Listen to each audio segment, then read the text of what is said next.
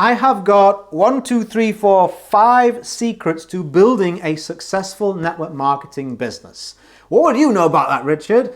Well, listen, at the beginning of my career, not very much. I got 328 no's in a row. You would not have wanted to be in your team. You're like, oh God, this guy's useless. But it's not how you start, it's how you finish. And so I ended up sponsoring over 750 people, building a massive team in a company, the 4th highest performer in a company of 80,000 reps, and I became the #1 international earner.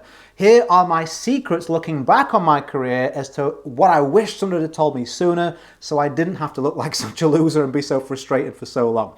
So let's dive into these. I got my notes off camera. And if at any point you're like, this guy, like his fashion's not for me, his hairstyle's not for me, but I like what he has to teach. I would like to find out more. You can go to richardsoffer.com. The link's in the description, the top comment, and see what I've got going on in terms of helping you grow your business. Number 1, you are the product. No, I'm not. I sell ABC or XYZ. Yes, you sell that. And so your prospects are absolutely evaluating you right from the initial interaction. They're looking at your social profile. They are subconsciously weighing up how you communicate with them, what you've got to say. If someone jumps in your inbox and says, hey, my friends, would you like a free $1 million check? Is what they're offering amazing? Yes. Do you even respond? No. Because how they went about it and obviously who they are, it's a scam. And so do you want to be put into that same line or that same bucket of people? No. So understand that the way you communicate, the way you brand yourself, don't be desperate. You've got to start realizing you are the main product here. Why you? Why now amongst a sea of other network marketers who are growing a successful business? Why should they come to you? It's an important question to answer. Number 2.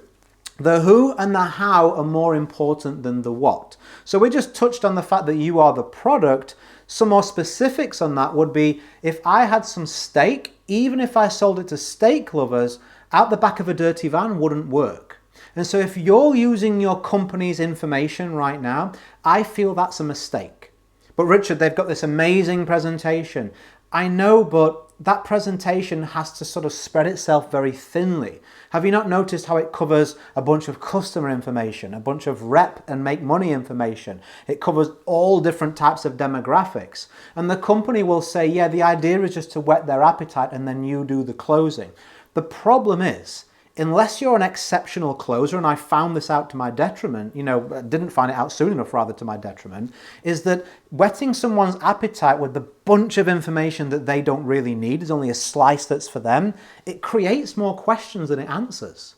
And so I would end up getting well, what's your results? Well, what do you tell me, I saw this comp plan thing. What's that about? And I just used to get all these questions fired at me that they probably never would have had if I had a shorter, more specific way to give them information that fit them like a glove.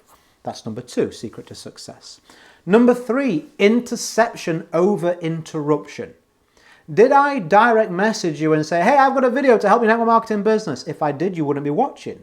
Instead, I used a platform and mastered the method of SEO on YouTube so that you were out searching for building success in network marketing and my video was recommended to you. You found me. I intercepted your existing interest and hunger for this topic. You must do the same with your prospects, otherwise they will never even take a closer look at what you've got. Don't try and convince uninterested people. That's a loser's game all day. Instead, intercept people who are already in the market to buy. Not all prospects are equal. Number 4, proof and confidence convert the best. You can have all the bells and whistles. I'm part of a bajillion dollar industry. The number of people that tell me we're going to disrupt the industry. Cool. You couldn't disrupt it anymore because 50 people told me that this week already. Nobody cares. What they want to know is, will this work for me? Is it worth the effort? Has it worked for you? So we want to give confidence to people by being sold on what we're selling. If you're trying to convince someone, it's a sign that you're not really confident and you don't have sufficient proof. Instead of trying to sell somebody on all the making money stuff, if you haven't made money yet, instead look at the product benefits you've got and gain some customers first. Do you catch what I'm saying here? We've got to be more ethical and more responsible to the way we market. Nobody can sell something very well that they're not sold on themselves. So you look where you can see results and proof in your business, and then go out there with confidence. People will smell that coming off of you, and they're like, I like that scent. I want more of it, okay? That was a bit of a weird example, but you get my gist.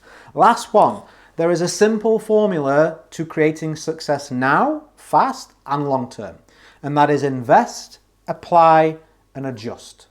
So you need to invest heavily in the acquisition of skills. It's no good just bouncing around free stuff, as much as I'd love to tell you that it is. You need to get to the nitty-gritty. And so you need a plan of action to follow. Just like if you were taking an exam at school, you would revise, you would read textbooks, you would look over work, you would get in there. You wouldn't just say, well, where's a couple of little tips I can find? No, you would want a game plan. What's the curriculum? What am I likely to be tested on? How do I answer these questions? How do I get all the ticks in all the right boxes for all the marks? It's the same when you're building a network marketing business. There are certain skills that are required at a minimum level for you to break through that barrier of failure to success. And you should constantly be investing in time, money, and effort in acquiring those skills. Because the marketplace isn't stationary.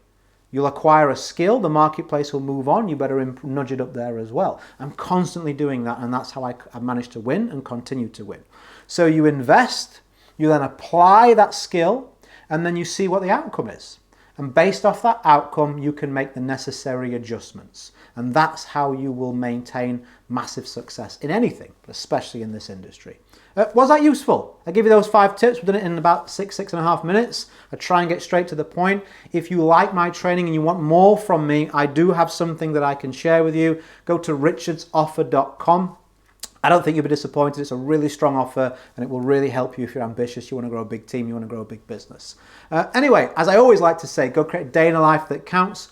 Always have more desires and excuses. If you're a subscriber, I will catch you on the next one, my friend. Have a good day, and bye for now.